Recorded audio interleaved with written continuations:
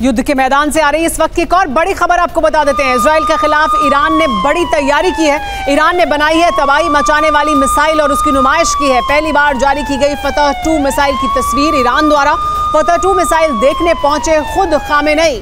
Hypersonic missile है फतह-2 जिसकी नुमाइश की गई ईरान द्वारा।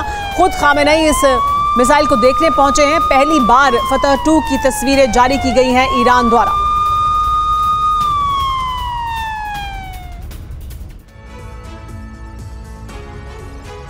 तो देखिए, ईरान के सुप्रीम लीडर खामेनेई जब फतह-2 मिसाइल को देखने पहुंचे, उससे कुछ ही वक्त पहले ईरान की सेना के प्रमुख मेजर जनरल हुसैन सलामी ने इजराइल के खिलाफ बहुत बड़ी चेतावनी दी। हुसैन सलामी ने इजराइल को लेकर क्या कुछ कहा है आपको बताते हैं, क्योंकि इस तस्वीर के सामने आने के बाद यह धमकी और भी ज्यादा बड़ी नजर आती है। वो कहते हैं बढ़ते युद्ध के साथ पतन की तरफ बढ़ रहा है इजराइल। इजराइल का अब पतन निश्चित है। युद्ध में इजराइल की निश्चित ही हार होगी, ये उनकी तरफ से कहा गया है। ईरान की सेना के जो प्रमुख कमांडर हैं, उनका ये बयान बहुत अहम। अमेरिका भी इजराइल को बचा नहीं पाएगा, वो कहते हैं।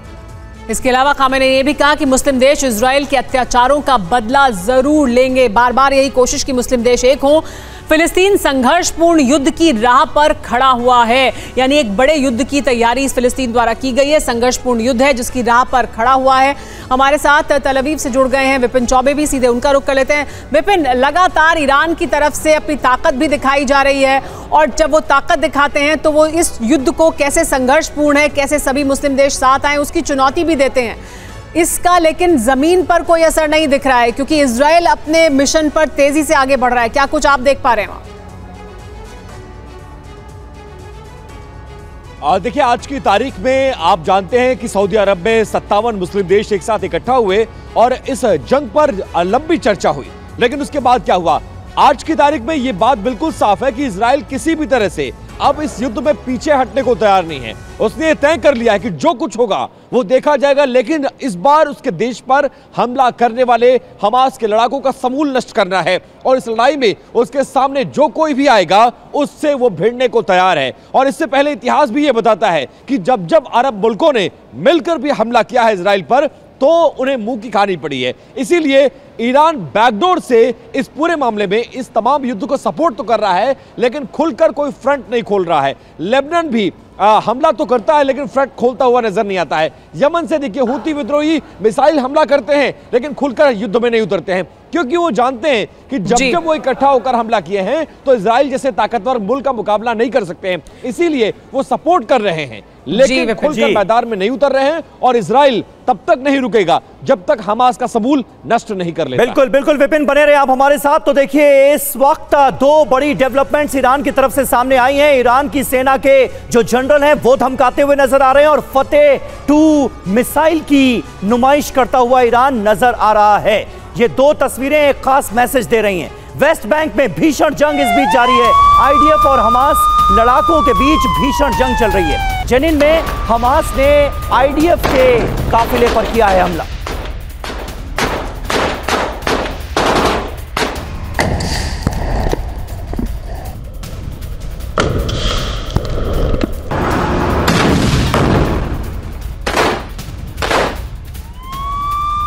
यूएन ने मांगी स्वतंत्र जांच की इजाजत। इस पूरे युद्ध के दौरान इजराइल से अनुमति देने को कहा गया है कि स्वतंत्र जांच हो।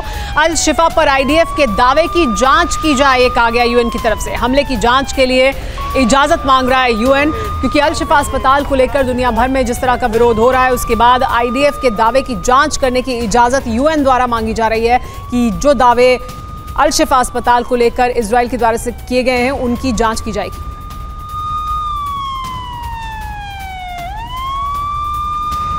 एक और बड़ी खबर युद्ध के मैदान से आ रही है। पूर्व इजरायली प्रधानमंत्री का बड़ा बयान सामने आया है। खान यूनुस को लेकर बोले ऑलमर्ट, खान यूनुस में ही है हमास का असली हेडक्वार्टर। खान यूनुस में हमास लड़ाकों की कई सुरंगें भी मौजूद हैं।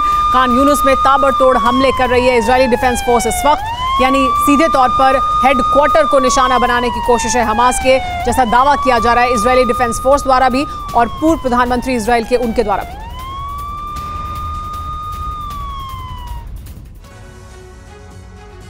तो देखिए, ये बहुत बड़ा दावा किया गया है खान यूनिस को लेकर। खान यूनिस हमास का हेडक्वार्टर। पूर्व इजरायली पीएम ने क्या कहा है जरा आपको बता दें। खान यूनिस में ही हमास का असली हेडक्वार्टर है। खान यूनिस में छिपे हुए हैं हमास के बड़े लीडर्स। खान यूनिस में हमास के कई बंकर मौजूद हैं। हथियारों का जखीरा भी हमास का यहीं पर मौजूद है, यह दावा किया गया है। कमांड पोजीशन, लॉन्चिंग पैड यहां पर मौजूद हैं और यहां पर हमास के लड़ाकों की सुरंगें भी मौजूद हैं। तो खान यूनिस को लेकर अब खास फोकस इजराइल का नजर आ रहा है। क्या है यहां पर ताजा हालात, जान लीजिए। 4 दिनों से इजराइल के ताबड़तोड़ हमले यहां हो रहे हैं। आईडीएफ के हमले में 50 से ज्यादा लोगों की मौत हुई है। सप्लाई चेन टूटने से भूख से तड़प रहे हैं लोग। जल्द ही यहां पर बड़े पैमाने पर ग्राउंड ऑपरेशन शुरू करने की तैयारी की जा रही है। खान यूनिस खाली करने की चेतावनी भी इजराइल की तरफ से दे दी गई है, लेकिन ये अपने आप में कई बड़े सवालों को जन्म देता है। दक्षिण गाजा के करीब 15 लाख लोगों का अब क्या होगा? खान यूनिस पर कब्जा मतलब हमास का खात्मा है क्या? हमले होने पर शरणार्थी कहां जाएंगे? बड़ी तादाद में आम लोगों की भी जान जाएगी, ये साफ तौर पर नजर आता है। विपिन चौबे हमारे संवाददाता वॉर जोन से हमारे साथ मौजूद हैं। विपिन, ये खबर साफ तौर पर आने वाले वक्त में इजराइल का ऑपरेशन किस अंदाज में आगे बढ़ने वाला है, इसके संकेत देती नजर आ रही है।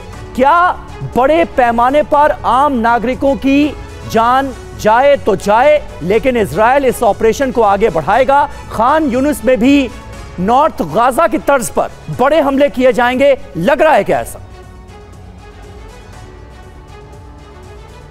संभावना पूरी है सबीर, और पहले दिन से लेकर आज तक लगभग 43 दिन बीत चुके हैं, लेकिन इजराइल के स्टैंड में कोई फर्क नहीं आया है।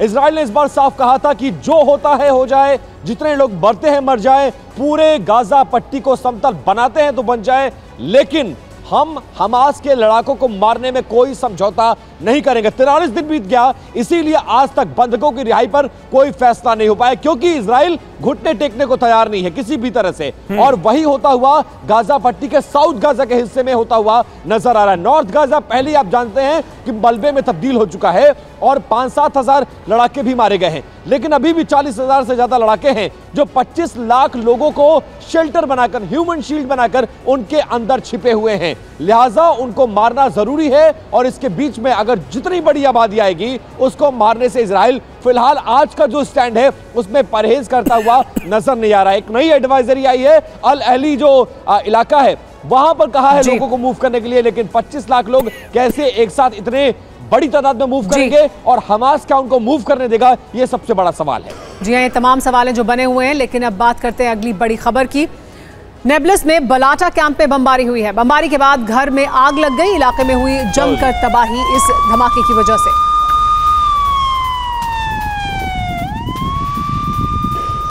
देखिए तस्वीरें सामने आई हैं किस तरह से नेबलस में बमबारी की गई। इलाके में इसकी वजह से भारी तबाही हुई है। बमबारी के बाद एक घर में आग लग गई। नेबलस में बलाटा कैंप में बमबारी की तस्वीरें।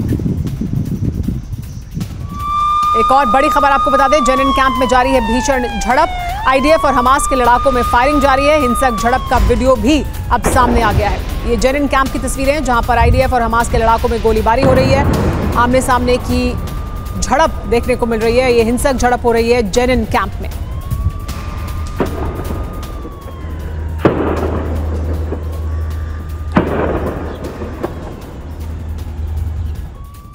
एक और बड़ी खबर, इजरायली रक्षा मंत्री योव गैलेंट का बड़ा बयान। दक्षिण गाजा में ग्राउंड एक्शन की तैयारी की जा रही है। हिजबुल्लाह को दिया जाएगा भरपूर जवाब। योव गैलेंट ने बड़ा बयान दिया। उन्होंने कहा कि साउथ में ग्राउंड एक्शन की तैयारी है। हिजबुल्लाह को भरपूर जवाब दिया जाएगा और उसकी तैयारी इजरायली डिफेंस फोर्स कर रही है।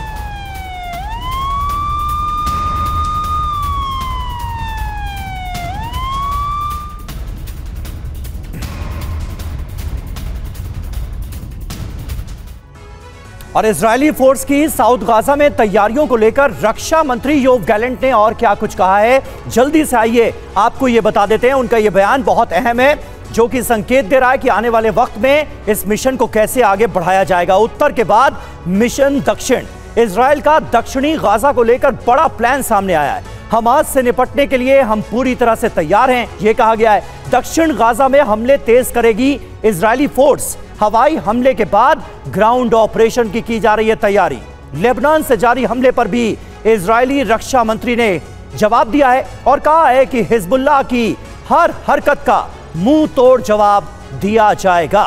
तो ये अपने आप में ये बयान बता रहा है कि इजराइल का आने वाली जंग के लिए रुख है क्या। इस बीच एक और बड़ी खबर है। इजराइल हमास युद्ध के बीच एक बड़ी खबर ब्रिटेन से आई है। पता यह लगा है कि ब्रिटेन में 6 संदिग्ध आतंकवादियों ने एंट्री ले ली है और ये ब्रिटेन में 26/11 की तर्ज पर आतंकी हमलों को अंजाम दे सकते हैं। ये बहुत बड़ी खबर है। ये संदिग्ध आतंकी सीरिया से ब्रिटेन तक पहुंचे हैं और इन्होंने छोटी नावों से इंग्लिश चैनल को पार किया। संदिग्धों की घुसपैठ की जानकारी सबसे पहले ब्रिटिश खुफिया एजेंसी MI6 को मिली। ये जानकारी दमिश्क के नेटवर्क से हासिल हुई है। इसी के बाद 6 संदिग्धों को खोजने का अभियान शुरू हो गया। सबसे बड़ी बात यह है कि 6 संदिग्ध आतंकियों को ब्रिटेन भेजने में ईरान का हाथ होने की आशंका जताई गई है।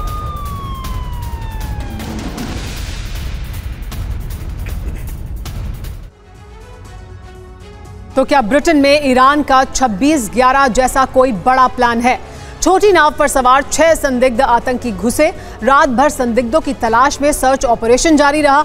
इंग्लैंड में, स्कॉटलैंड, वेल्स में हमले की आशंका है, यानी इंग्लैंड, स्कॉटलैंड या वेल्स में हमला हो सकता है। सरकारी इमारतों पर आतंकी हमले का डर बना हुआ है।